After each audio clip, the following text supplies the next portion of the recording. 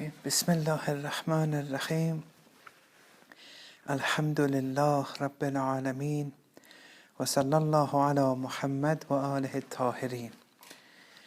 Continuing from the last session, we're trying to introduce a Tawhidi worldview. A worldview which is based on Tawhid.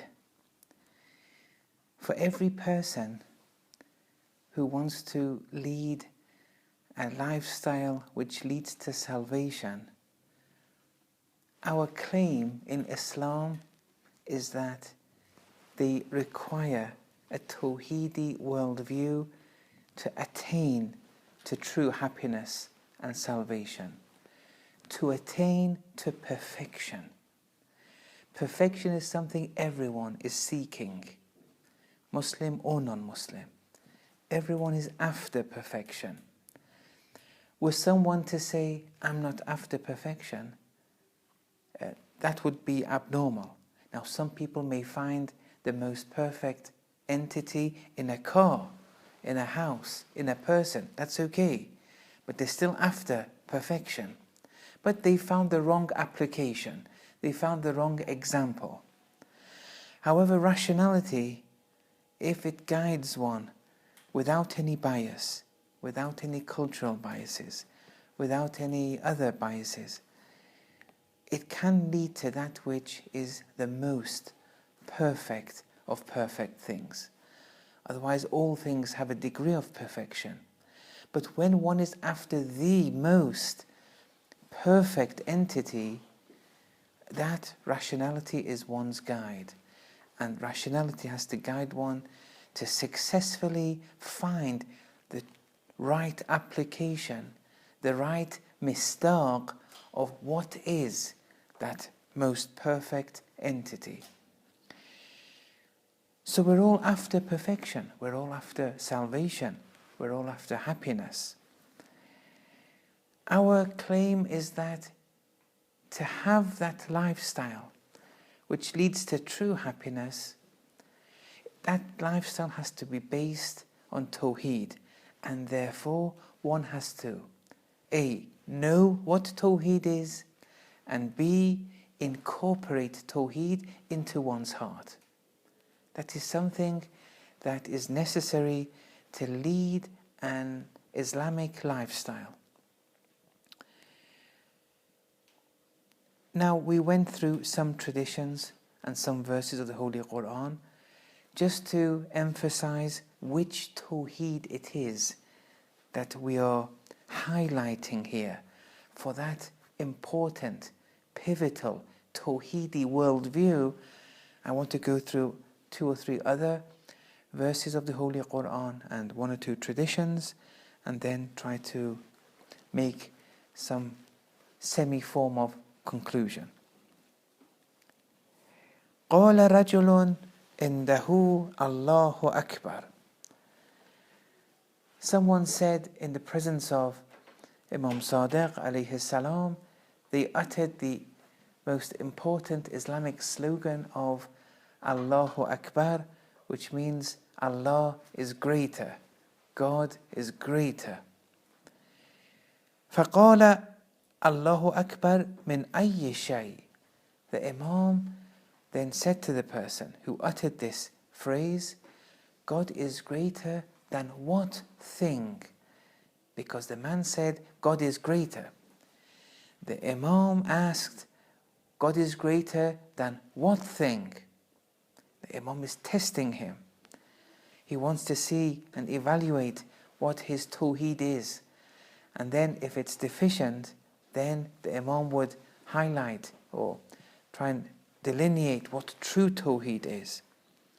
فَقَالَ, the man replied and said, مِنْ كُلِّ شَيْءٍ, than everything. That Allah is greater than everything.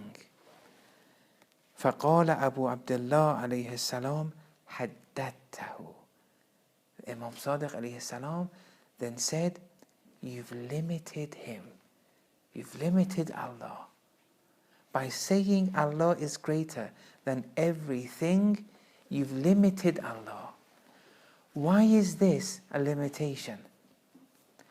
Because this person, this Muslim, sees God on one side and sees things on the other side, and then says Allah, and sees those things separate from Allah, and then says Allah is greater than those things.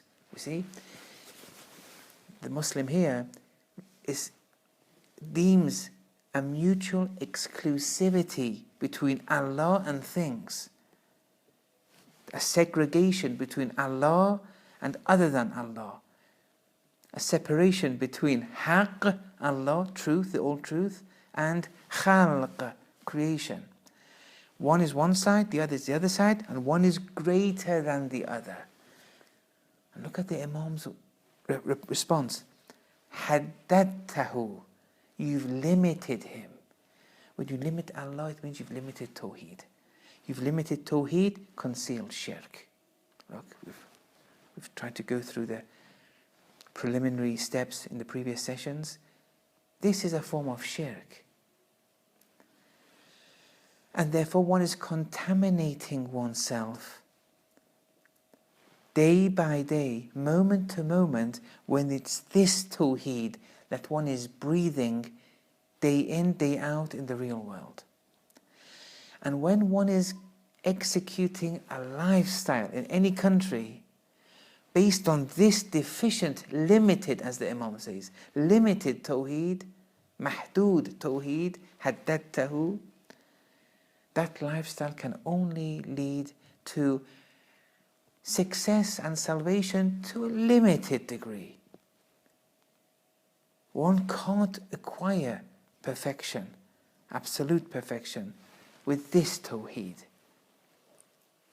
One can't undergo and bear burdens and pass the trials and difficulties of life with this Tawheed. So this is one aspect. And then the man said, so what should I say? And then the Imam replied, Allahu Akbar min an yusaf. That Allah is greater than that which is described as. However you describe Allah, Allah is greater. But not Allah is greater than that thing, X, Y, Z, and creation. However He's described, Allah is greater than that. Because Allah is infinite. And so on and so forth. Okay. In another tradition, and one of the companions of Imam Sadiq alayhi salam says, قال لي Abu Abdullah alayhi salam, أي شيء الله أكبر. The companion says that once Imam Sadiq alayhi salam asked me, God is greater than what thing? Another test here, trying to evaluate people's Tawheed and then teach people how Tawheed should be learned. فَقُلْتُ, I said, the companion, Allahu Akbar min kulli shay, like the previous companion, that Allah is greater than everything.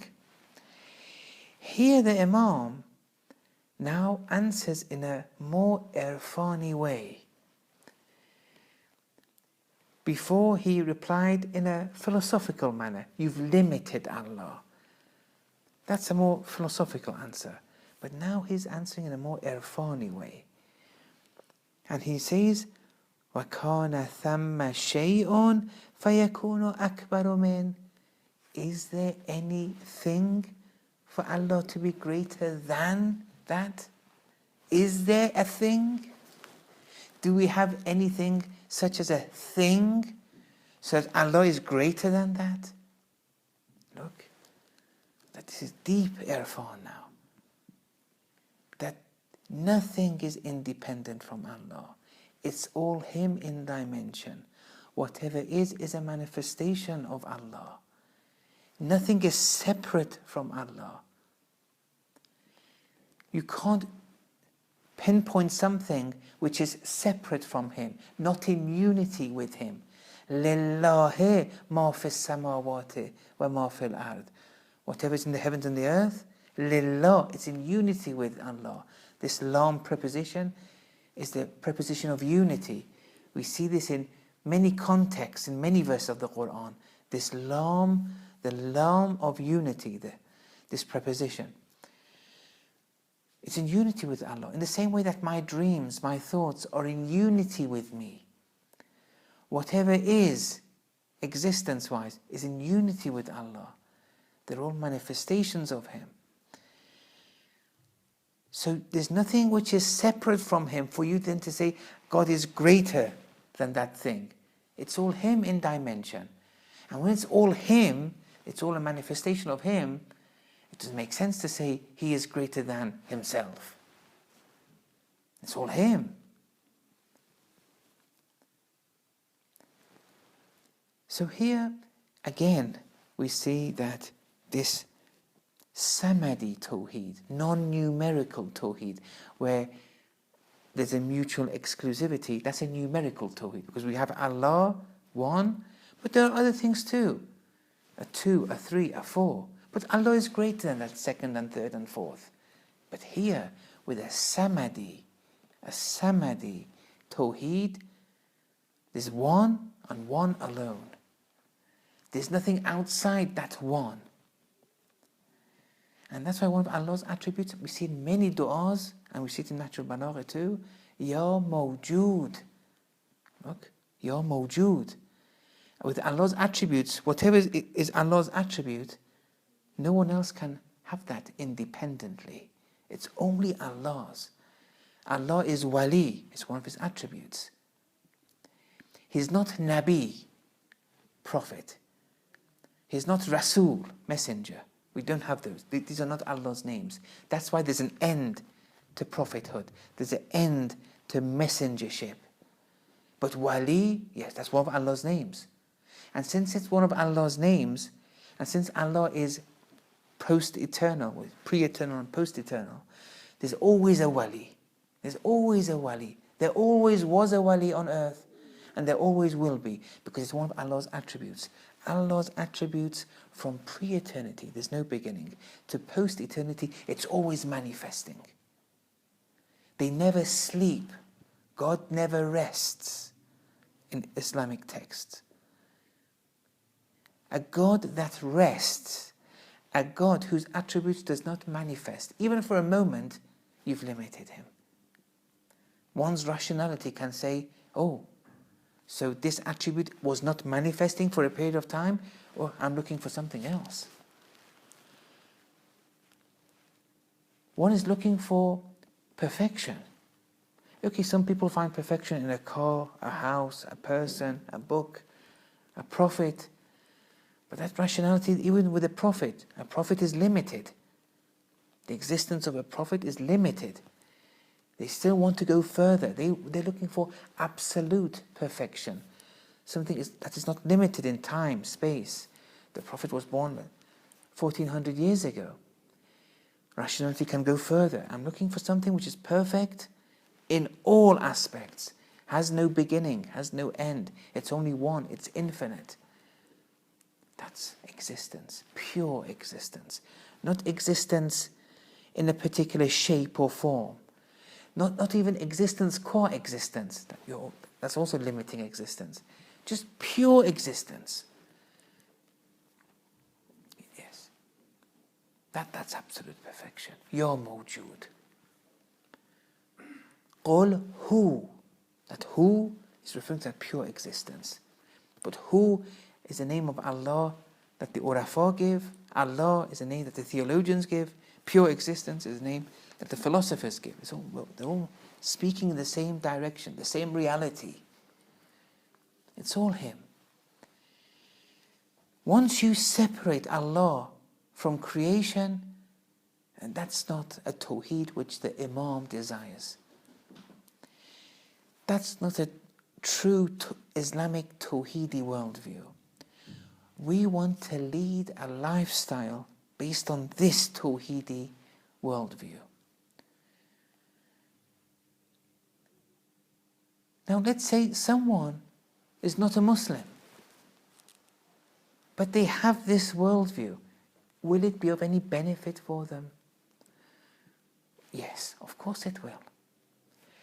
Will it lead to happiness? Yes. But the degree to that happiness depends on other parameters too. But whoever has this worldview, it's of value. In previous sessions, when I say that Muslims, Christians, Jews, they all have elements of truth to them, I'm not belittling any religion. I'm not belittling Islam, or I'm not belittling other religions. When I'm using them all horizontally to one another, what I mean is that these religions, in Islam there's only one religion, and that's Islam. Not Islam in the jurisprudential sense. Islam in the sense of that true fitra being pure Tawhid, this kind of Tawhid. That is Islam. Submission to this Tawhid. This is the abstract meaning of Islam.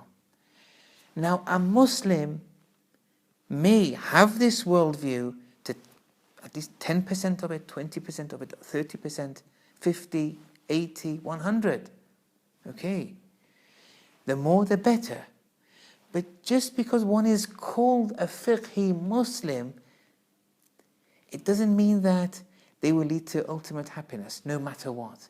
They can't suffice with the name. This name is based on a reality. But Christianity, Judaism, and maybe other religions, they may share a Tawhidi worldview to some degree, so they will benefit to some degree. Otherwise, no one is saying that whatever religion, divine or man-made, that exists on earth, they have equal access to the whole truth. No one is saying that. This understanding of pluralism is not acceptable.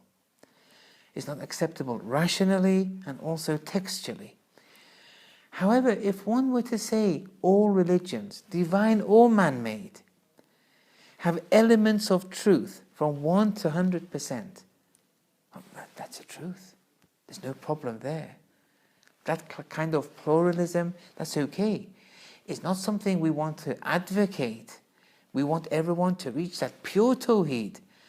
But just because someone has a Tawheed which is X%, it doesn't mean they're a bad person. It doesn't mean that you're better than them no matter what.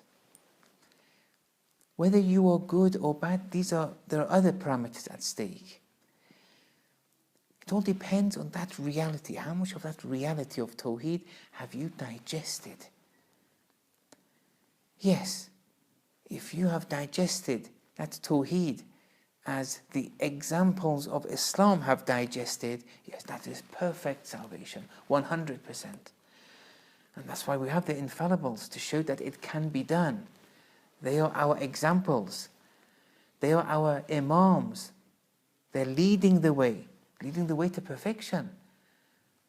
That's why we call them the imams. They're not there just call an imam a leader for no reason. We can be like them. We can reach salvation like them. So, we want this kind of Tawheed. When we're looking for a lifestyle to lead, today we see that certain cultural norms are replacing religion.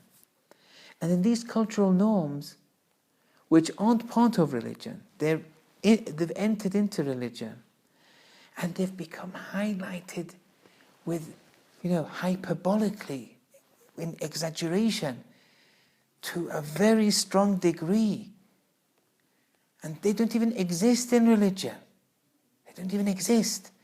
But Tawheed, which is the basis to everything in religion, we suffice with there's one God. The world has design, there must be a designer, and that's our proof of Allah. The cosmos has design. Whatever has design has a designer. The cosmos has a designer. Does that prove Allah? How can that prove Allah? That designer may be two people.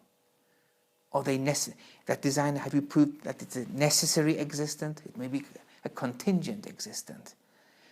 Have you proved that it's infinite or not? Is it pre-eternal or not? Post-eternal or not? What have you put? There is a designer, so what? We've sufficed with the most minimalist, basic understanding of Tawhid for our children and youth.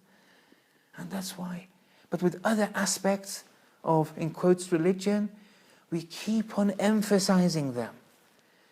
Sometimes there are norms that Muslims carry out, which, when you think about it, when Islam is supposed to be a comprehensive, eternal religion for all people until the end of time, when you see these practices, it goes against one's, inner nature to even accept that Islam wants to portray such a facade. In Muharram, we're seeing this with a lot of practices. Tawhid is the essence of religion, but we're not manifesting it. Or we suffice with a very, very minimum of how we have to. But Tawhid is the basis. It's the scaffolding. The more Tawhid, Samadi Tawhid, you digest, you acknowledge by your heart, then your salat, your fasting, your hajj, your zakah, all these harvest that Tawhid. Then spirituality now starts. But if your inside is Tawhid less or minimally Tawhid full, that salat will only harvest so much. You can pray all you want with all the mustahab salat too. You will only harvest so much because the seeds of true Tawhid in your heart are very little. It's scarce. What is there for the salat to harvest, to lead to fruition? The priorities of religion have been capsized. Fiqh is very important, but the priority fiqh is given in our communities rather than Tawhid. It's not fair. Tawhid is fiqhul akbar, whereas jurisprudence is fiqhul asghar. We're facing problems, and in the West, these problems are even more so. Because scholars are not abundant, they're not guided, and in the West it's very easy to submit first of all to the land of the law, which is a kufr system, and then because of a lack of scholars, people bring their culture into the communities. Ignorant people may be leading the communities. Even the scholars who come, they come from a certain mindset sometimes, from the East sometimes, with a limited Tawhid. We're having problems. This is without a doubt, and something has to be done. And if something is not done, when a community is based on X degree of ignorance, X degree, in proportion to that X degree of ignorance, X degree of prejudice, racism, nationalism, and other isms will flourish in those communities. It all depends on how Tawhid has been inculcated. كان الله ولم يكن معه شيء. Allah was, and there was nothing with him. Some people use this to support the idea that Allah was, and then there's nothing, and then from that nothing Allah creates, and they use this. Sheikh Sadur brings this tradition in one of his works. But then, so there's Allah and nothing else. So Allah's not manifesting it, He's not creating it, there's nothing else. This is what they call in the West gap theologians. There's a gap. Now Allah wants to create. What does He create from? From nothingness. That's another problem. Nothingness doesn't exist. You see, Allah, God, and there's nothing else, and then from nothingness, God creates something. The Urafa say nothingness is impossible. We tell them why. They say it's a self-evident inner nature. Your inner nature tells you that. And that's why if you ask your children, the young children, they accept this. Children, without any biases, or before them being taught by the Sunday school teacher or other teachers, they'll tell you nothingness is impossible. They're always looking for something before. But adults know, once they've been fed deficient Tawhid, they say, no, there was Allah, nothing. Then Allah created the sun. There's no wonder that physicians and biologists have a problem with this understanding of Tawhid, and then they reject Allah. If you were to tell that scientist the definition of Allah first you have to explain what is Allah. If you were to tell the scientist, let me tell you who Allah is according to the Quran, huwa al-awwal wal-akhir wal-zahir wal-batin, Allah is pure existence. Now let him refute Allah. Of course he won't. He can't. You've taken a discussion now to a totally different realm. But if you say that builder-building analogy, Allah, nothing, then Allah from nothing builds something, creates something. Then the scientist looks at the science of creation and then comes to a conclusion, there may be a God, but we don't need God for creation. The cosmos doesn't need God. Well, when you bring that kind of deficient Tawhid, the scientist brings the right conclusion. That's the numerical Tawhid. That's the Judaic Tawhid. When the Jews say God created, and then he said, that's it. Now he went elsewhere. He left everything. When you bring this kind of gap theologian Tawhid, then people like Dawkins comes and says, of course it's not right. And he brings evolution, natural selection. At least with natural selection or evolution, something is being created from something. That's much more better. It's much more on a par with Samadi Tawhid. Because with Samadi Tawhid, there's no beginning to creation.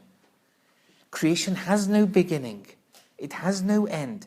Because existence has no beginning. Existence has no end. If you put a beginning to existence, what was there before? If you say non-existence, we say it's impossible. If you say there was something, well, that proves the point. It makes a difference. It makes a difference to how one thinks. Then with that limited Tawhid, our children are going to university, in a Western academic setting, they're taught to question everything. Of course they have problems.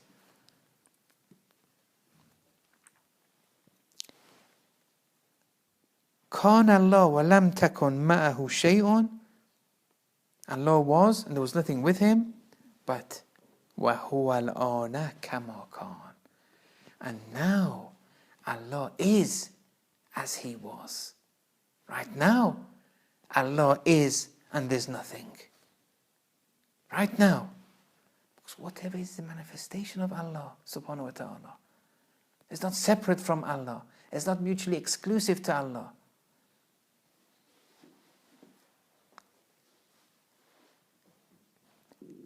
Some philosophers in the West say, whatever we see doesn't exist. It doesn't truly exist. It's all in the mind. They're right in a way and they're wrong in a way. They're right in this sense. Yes, nothing exists but Allah. Allah is existence. No one can say that the sun is Allah, the moon is Allah. The moon is that independent original existence. No. The sun is existence originally independent. No. So what are they?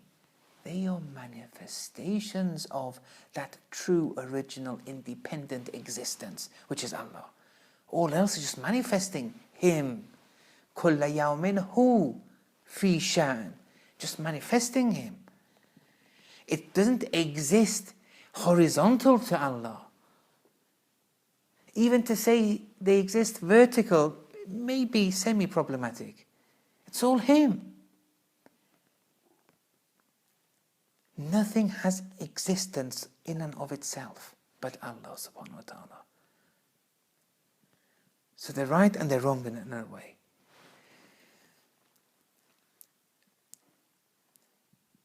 Ayatollah Hassan Zadeh has a book, Ma'rifatun Nafs, Knowledge of the Self. It's based on the hadith that man arafa nafsa faqad arafa rabba, which means whoever knew his soul, his self, had known his Lord. Meaning, it's translated very delicately. It was two perfect tenses, two perfect